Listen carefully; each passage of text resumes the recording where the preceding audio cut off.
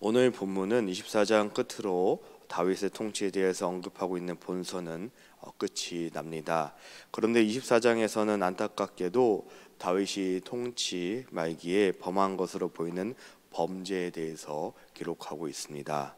1절입니다. 여호와께서 다시 이스라엘을 향하여 진노하사 그들을 치시려고 다윗을 격동시키사 가서 이스라엘과 유다의 인구를 조사하려 하신지라. 여호와께서 다시 진노하셨다라는 말로 시작됩니다. 다시라는 것을 통해서 이미 전에 진노한 적이 있음을 암시합니다. 언제 이후인지는 정확하지는 않지만 다시 진노하신 하나님은 이스라엘을 치기 위해서 하나님께서 다윗을 격동시켰다고 설명합니다. 이는 하나님이 다윗을 부추기셔서 범죄하게 만드셨다는 의미가 아닙니다. 다윗의 잘못된 마음과 범죄로부터 보호하지 않으셨음을 의미하는 것입니다. 이 부분에 대해서 동일하게 기록된 역대상 21장 1절에 보면 사탄이 일어나 이스라엘을 대적하고 다윗을 충동하여 이스라엘을 계수하게 하니라 라고 기록되었습니다. 죄는 예상하지 못한 가운데 우리에게 다가옵니다. 역대상에 기록된 대로 다윗의 마음 가운데 있던 아름답지 않은 부분이 죄의 씨앗이 되었던 것입니다. 즉 여호와께서는 우선적으로 범죄한 이스라엘을 징계하시고자 다윗으로 하여금 그릇된 행위를 하게 하셨다라는 의미를 가지고 있는 것입니다. 하나님이 이스라엘을 징계하고자 다윗에 있던 악한 의도를 허용하셨다는 것으로 해석되어집니다. 다윗은 요압을 불렀습니다. 2절입니다. 이스라엘 모든 지파 가운데로 다니며 이제 단에서부터 브에세바까지 인구를 조사하여 백성의 수를 내게 보고하라 라고 그에게 인구 조사를 명령하였습니다. 모든 지파와 단에서부터 브에세바까지는 한 사람도 빠짐없이라고는 의미를 가지고 있습니다. 그렇게 한 사람도 놓치지 말고 인구 조사를 명령하였습니다. 그런데 이 명령을 들은 요압은 반대 의견을 제시합니다. 3절입니다. 이 백성이 얼마든지 왕의 하나님 여호와께서 100배나 더하게 하사 내 주 왕의 눈으로 보게 하시기를 원하나이다. 그런데 내 주 왕은 어찌하여 이런 일을 기뻐하시나이까 하되. 요압은 다윗의 명령에 반대 의견을 제시하였습니다. 인구조사는 여호와의 주권을 인정하지 않는 정책이라는 뜻을 말하고 있는 것입니다.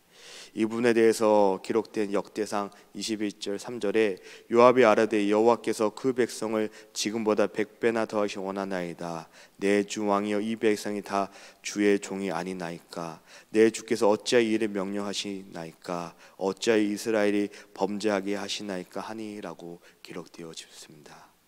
다윗의 명령이 이스라엘이 범죄하게 하는 것이라고 표현하고 있는 것입니다. 아마도 요압은 인구조사에 대한 다윗의 불순한 목적을 간파하였던 것 같습니다. 요압은 다윗과 함께 전쟁하면서 함께 보낸 시간이 짧지 않았습니다. 그렇기에 다윗의 명령에 대해서 어떤 것을 의미하는지 알고 있었던 것입니다. 그는 다윗의 명령에 전면으로 반대 의사를 밝혔습니다.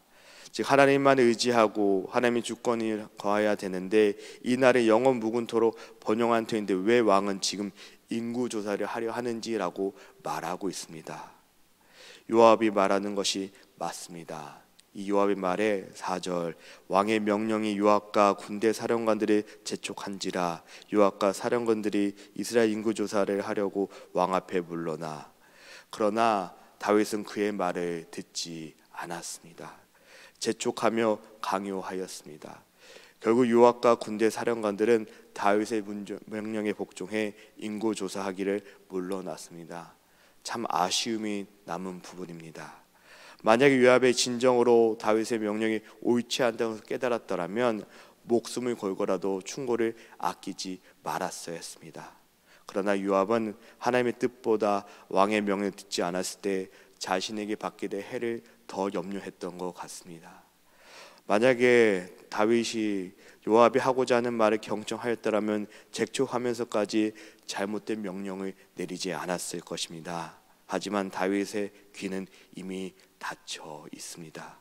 그의 안에는 자신도 모르는 사이에 교만이라는 죄가 자리 잡아 있었던 것입니다. 나 주식적인 생각과 욕심으로 무엇을 하고자 할 때 듣는 귀는 어두워지는 것이고 자꾸 재촉하게 되는 것입니다. 이제 본문은 본격적으로 인구 조사관들이 여정이 상생이 전해지고 있습니다.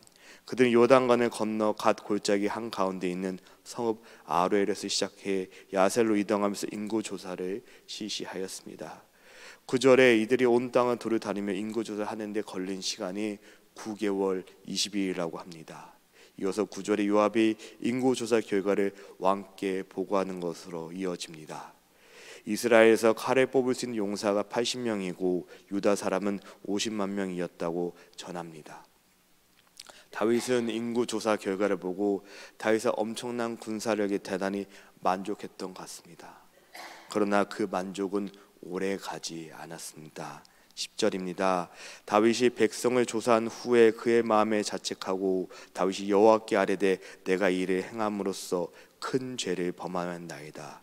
여호와께서 이제 간구하옵나니 종의 죄를 사하여 주옵소서. 내가 심히 미련하게 행하였나이다 하니라. 다윗은 무뎌진 마음이 깨우쳐졌습니다. 자신의 불순한 목적의 인구조사가 여호와 앞에 큰 죄악이었음을 깨달아졌던 것입니다. 인구조사를 한 것이 하나님을 신뢰하기보다는 군사력을 의지하였던 한 동기에서 비롯한 악한 행위였다는 것을 알았습니다. 죄책감이 느꼈던 것입니다. 그는 자신의 죄를 깨닫자마자 자신의 어리석음은 하나님께 용서를 구하는 것입니다. 죄를 깨닫는 것도 주님이 베푸시는 은혜인 것을 알 수 있습니다. 다윗은 회개한 다음에 선지자가 찾아옵니다. 하나님은 갓 선지자를 통해서 다윗의 세 가지 재앙 가운데 하나를 선택하라고 하였습니다. 그 세 가지 재앙에 대해서 13절에 땅에 7년 기근이 있을 것이나 혹은 왕이 원수에 쫓겨 석 달 동안 그들 앞에서 도망할 것이나 아니면 왕이 땅에 4일 동안의 전염병이 있을 것이나 이 세 가지 중에 하나 결정하라고 하였습니다. 어떤 거 하나 쉽지 않은 결정이었습니다. 하지만 다윗은 자신이 경험한 하나님을 분명히 기억합니다. 다윗은 하나님의 긍휼을 의지해 하나님의 소재에 빠지는 것을 선택하였습니다. 그의 선택을 통해 하나님을 향한 다윗의 마음을 알 수 있습니다. 어떤 종류의 징계인지가 중요한 것이 아니라 하나님 앞에 보인 그의 태도가 중요한 것입니다. 다윗은 하나님의 긍휼을 의지하여 모든 것을 하나님의 손에 맡겨 놓았습니다. 그렇게 오늘의 본문은 마무리됩니다. 오늘 본문에서 다윗은 세상의 다른 왕들처럼 부와 권세력을 스스로 파악해서 하나님이 세우신 나라를 통제하고 다스리려고 하는 것을 볼 수 있습니다. 다윗은 하나님께 명령하지도 않은 인구 조사를 실행하였습니다. 만약에 먼저 기도하였으면 하나님의 뜻을 알았을 것입니다. 하지만 그는 그렇게 하지 않았습니다. 이것을 통해 깨어있지 않으면 나도 모르는 사이에 내 안에 죄성이 사용되어지는 것을 알 수 있는 부분입니다. 다윗의 마음에는 교만이 있었습니다. 그 교만으로 인해서 시작된 일이 결국에는 자신뿐만 아니라 모든 이스라엘에게 큰 고통을 겪게 되었습니다. 다윗은 자기가 행한 잘못된 일을 솔직하게 하나님 앞에 시인하였습니다. 그리고 후에 자기에게 심판을 내리신 하나님께 긍휼을 호소하였습니다. 이러한 다윗은 자세는 주를 두려워함으로써 떨면서 심판대에 서 있는 것으로 여겨집니다. 그렇기에 베드로는 주의 심판을 정당하게 수용하려는 자에게는 권명하기를 거룩한 행실과 경건함으로 주의 심판이 임한 날을 간절히 사모하라고 베드로후서에 말하고 있습니다. 죄를 범한 인간이 하나님께 구할 것은 긍휼밖에는 없습니다. 하나님의 징계하시는 목적을 우리에게 망하게 하시려는 것이 아닙니다. 우리의 죄를 깨닫게 하시려는 사랑의 매인 것입니다. 다윗은 세상의 왕들이 사용하는 방법으로 자신의 능력을 확인하고 강화하려는 유혹에 빠져 있었습니다. 그 마음의 시작은 교만함이었습니다. 그리고 자신도 모르게 세상의 방법을 바라보았던 것입니다. 우리도 이 땅에 살아가는 동안에 세상 안에서 살아갑니다. 그러다 보면 나도 모르는 사이에 세상의 방법을 따르는 유혹을 받게 됩니다. 그럴 때 깨어있지 않으면 언제 유혹에 빠져들지 알 수 없게 되는 것입니다. 사랑하는 한미교회 성도 여러분, 오늘 본문의 다윗의 사건을 통해서 기도하며 주신 하나님의 방법이 아니라 나도 모르는 사이에 세상의 방법과 유혹에 빠져들지 않도록 깨어 있어야 하는 것을 보았습니다. 하나님의 인도하심을 잊지 않고 늘 겸손하로 살아갈 때 우리는 죄의 올무가 아니라 주의 멍에를 메고 진정한 힘을 누리며 살아가게 되는 것입니다. 그런 하루가 되시길 주님으로 축복하여 드립니다. 이 시간에 말씀 놓고 함께 기도합니다. 다윗의 모습을 보았습니다. 그의 모습을 반면교사 삼아 나도 모르는 사이에 나의 삶 가운데 세상의 방법과 유혹에 빠져 있지는 않는지 돌아봤으면 좋겠습니다. 세상 것을 하나님보다 더 든든하게 여기며 의지했음을 돌아보고 회개하며 나아가는 이 새벽이 되었으면 좋겠습니다. 오늘은 교회 당회 권사회 집사를 위해서 기도합니다. 주님께서 맡겨주신 귀한 직분입니다. 기쁨으로 감당하는 우리 당회와 또 권사회와 집사님이 될 수 있도록 기도했으면 좋겠습니다. 느헤미야 프로젝트가 진행 중에 있습니다. 함께 기도하며 세워가는 귀한 몸된 교회가 되기를 함께 기도했으면 좋겠습니다. 마지막으로 우리 주의 병약자를 위해서 기도했으면 좋겠습니다. 함께 기도합니다. 하나님 아버지,